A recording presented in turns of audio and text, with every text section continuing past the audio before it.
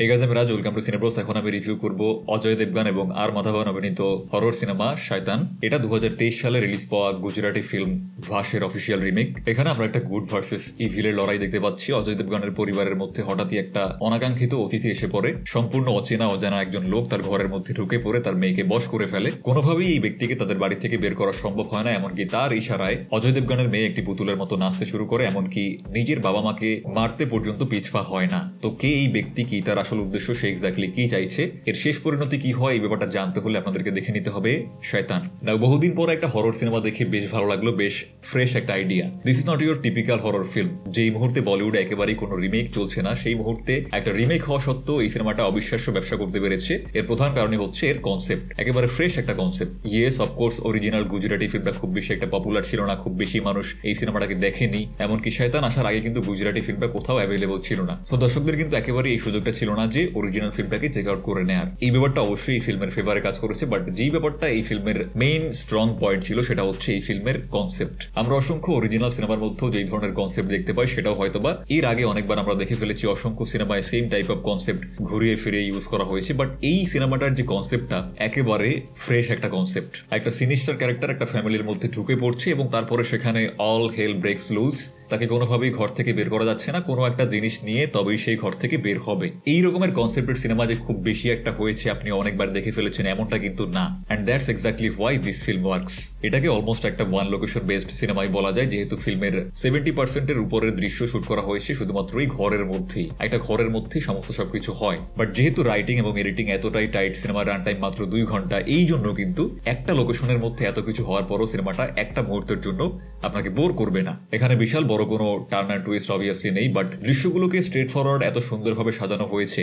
একটার পর একটা ঘটনা যেভাবে ঘটছে এবং পুরো সিচুয়েশনটা আস্তে আস্তে এত বেশি ইন্টেন্স হয়ে যাচ্ছে, এখানে টেনশনটা এত চমৎকার ভাবে বিল্ড আপ করেছে যে খুব বেশি টার্ন অ্যান্ড টুইস্ট না থাকা সত্ত্বেও আপনার কাছে ভালো লাগবে, আপনি একেবারে হুকড হয়ে থাকবেন। এই ব্যাপারটার মেইন ক্রেডিট দিতে হয় অ্যাক্টরদেরকে। এখানে অ্যাক্টিং পারফরমেন্সেস এতটাই স্ট্রং। জ্যোতিকা, অজয় দেবগন, এখানে তাদের যে মেয়েটা রয়েছে জানকি বডিওয়ালা, প্রত্যেকে দারুণ অভিনয় করেছে। আর মাধবন জাস্ট ফাটিয়ে দিয়েছে। হি ফাকিং স্টোল দ্য শো। এখানে কিন্তু প্রত্যেকেই খুব চমৎকার অভিনয় করেছে, বাট আর মাধবন জাস্ট বাকি সবগুলো ক্যারেক্টারকে খেয়ে নিয়েছে একা।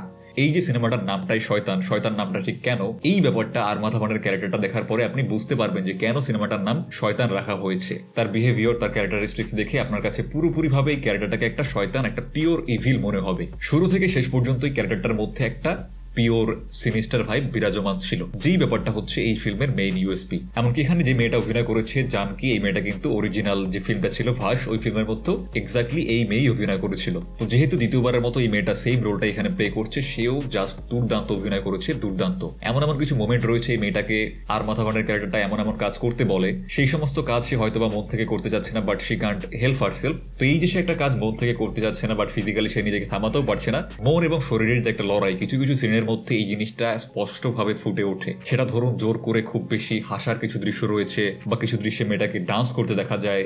এই সমস্ত দৃশ্যে আপনার দেখে মেয়েটার অভিনয় আপনার কাছে ভালো লাগতে বাধ্য। যদি এখানে এই সমস্ত সিনগুলো মেয়েটা ঠিকঠাক ভাবে পুল আপ করতে না পারতো, তাহলে কিন্তু ফিল্মটা একেবারেই ওয়ার্ক করতো না। তবে অজয় দেবগনকে পুরো ব্যাপারটার জন্য প্রশংসা আরো একবার করতে হয়। এর কারণ হচ্ছে অবভিয়াসলি এই ফিল্মের মেইন স্টার হচ্ছে অজয় দেবগন। সম্পূর্ণ রকম বুঝে শুনে এমন একটা ক্যারেক্টার সেখানে প্লে করেছে, যেখানে এক্স্যাক্টলি ইম্পর্টেন্সের দিক থেকে তার ক্যারেক্টার আসে 3 নম্বরে। ইয়েস, আর মাধবন নাম্বার 1, এই যে মেয়েটা রয়েছে নাম্বার 2, এরপরে আসে অজয় দেবগনের ক্যারেক্টারটা। তো একটা ফিল্মের সব থেকে বড় স্টার হওয়া সত্ত্বেও লাইমলাইট সম্পূর্ণভাবে ছেড়ে দিয়ে অন্যদেরকে স্পেস করে দেওয়া, এই ব্যাপারটা শুধুমাত্র সেই সকল অভিনেতাই করতে পারে যারা প্রচন্ড রকমের সিকিউরড, একেবারে যারা ইনসিকিউরড না। ইনফ্যাক্ট এখানে ডিরেক্টরকেও যথেষ্ট ফ্রিডম দেওয়া হয়েছে। একটা মেইন স্ট্রিম হিন্দি সিনেমাতে যেই ধরনের দৃশ্য অ্যাকচুয়ালি আমরা খুব বেশি দেখি না বা এক্সপেক্ট করি না যে এই ধরনের দৃশ্য থাকতে পারে, সেই ধরনের কিছু দৃশ্য এই ফিল্মটার মধ্যে রয়েছে, যেটা অনেক বেশি ডার্ক। মূলত এই ব্যাপারটার কারণে এই ফিল্মটা আমার কাছে আরো অনেক বেশি ভালো লেগেছে। তবে হ্যাঁ, এই ফিল্মের শেষে কিন্তু একটা স্যাটিসফ্যাক্টরি এন্ডিং দেখানো হয়েছে, যেটা অনেক বেশি মাস ফ্রেন্ডলি। ভাসের ক্ষেত্রে এন্ডিংটা অনেক বেশি ডার্ক ছিল, সেটাকে এখানে চেঞ্জ করে অনেক বেশি মাস ফ্রেন্ডলি, অনেকটা স্যাটিসফ্যাক্টরি করে দেওয়া হয়েছে। তবে এই ফিল্মের যেটা প্রধান সমস্যা, যেটা আমার কাছে একমাত্র বড় সমস্যা মনে হয়েছে, সেটা হচ্ছে আর মাধবনের যে ক্যারেক্টারটা, এই ক্যারেক্টারটার খুব বেশি একটা ডেপথ নেই।